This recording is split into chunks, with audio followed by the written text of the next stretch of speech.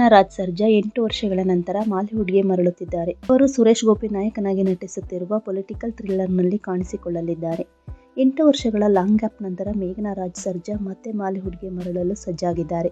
ಚಿರಂಜೀವಿ ಸರ್ಜಾ ಅವರನ್ನು ಪ್ರೀತಿಸಿ ಮದುವೆಯಾಗಿ ತಾಯಿಯಾದ ನಟಿ ಮಲಯಾಳಂನಲ್ಲಿ 2016ರಲ್ಲಿ ತಮ್ಮ ಕೊನೆಯ ಪ್ರಾಜೆಕ್ಟ್ನಲ್ಲಿ ಕಾಣಿಸಿಕೊಂಡರು. ಪ್ರಸ್ತುತ ನಟಿ ತಮ್ಮ ಮುಂದಿನ ಯೋಜನೆಯ ಚಿತ್ರೀಕರಣದಲ್ಲಿ ನಿರತರಾಗಿದ್ದಾರೆ.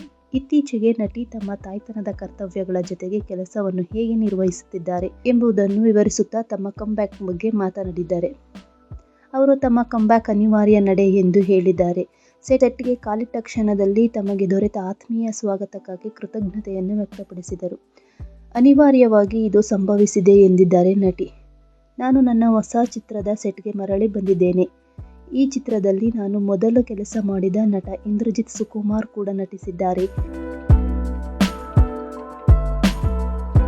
ಹಲವು ವರ್ಷಗಳ ನಂತರ ನಾನು ಸೆಟ್ಗೆ ಕಾಲಿಟ್ಟಾಗ ಎಲ್ಲರೂ ನಂಬಲಾಗದಷ್ಟು ಆತ್ಮೀಯತೆಯ ಪ್ರೀತಿಯಿಂದ ಸ್ವಾಗತಿಸಿದರು. ಆದ್ದರಿಂದ ನಿಜವಾಗಿಯೂ ಮನೆಗೆ ಬಂದಂತೆ ಭಾಸವಾಯಿತು ಎಂದು ಮೇಘನಾ ರಾಜ್ ಹೇಳಿದ್ದಾರೆ.